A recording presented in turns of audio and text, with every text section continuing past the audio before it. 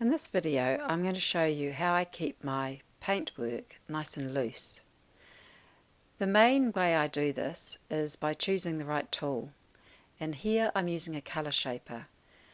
Everything I use I try to use with as little control as I can. So I'm scraping the paint onto the page here using a wide colour shaper and using a little bit of water to spread the paint through so that it has a transparency to it and I can see through.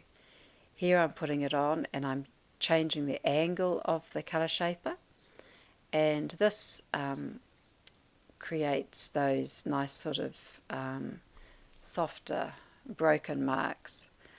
Splashing it with water, using a rag to brush through, and then using a comb to scrape through the wet paint also adds nice sort of loose marks to the paint surface. You can see these here. You can see the drips. You can see the looseness of the marks on the surface. Now I'm putting on thicker paint with a colour shaper. But with a colour shaper you can't control it as well as you can with a brush. You've got a blunt rubber end that you're applying the paint with. So using tools where you can't control the paint forces you to be a bit looser. And look at the way I'm holding that pencil. I'm holding it right at the end so that I have to use it loosely. Here I'm using a brush and I am controlling the paint quite carefully in making this, but then I'm coming over with a little bit of watery paint and I'm moving that brush mark around. And look at the way I'm holding that paintbrush.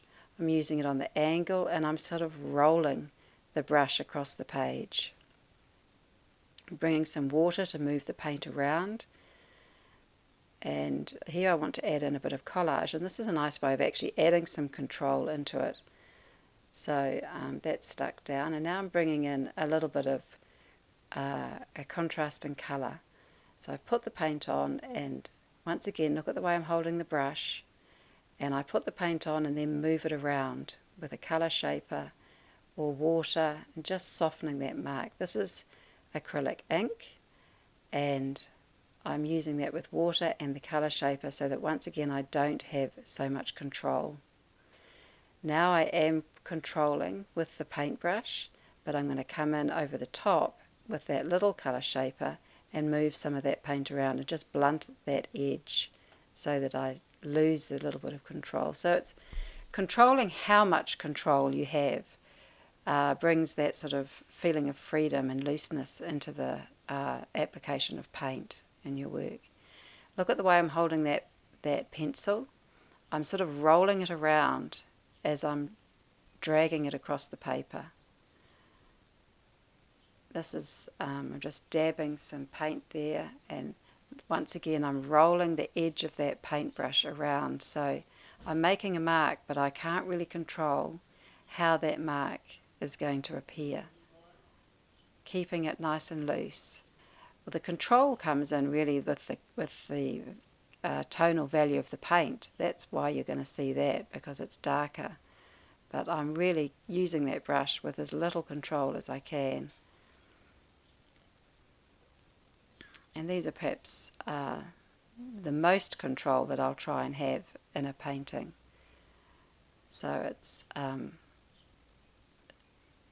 balance between no control and a little control, and then losing control and then bringing it back. So putting the paint on and dragging it with another tool.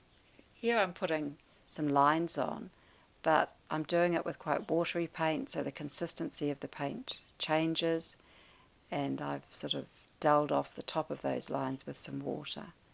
Bringing in some thick paint, dragging that across the surface.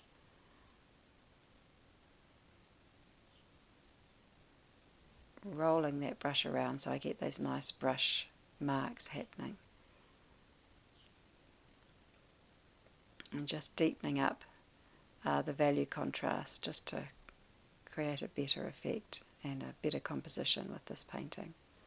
So there's a real delicacy with some of these loose marks, and leaving the sort of fluid, transparent marks with the thick paint and then the delicate sort of linear work over the top makes for a really interesting paint surface.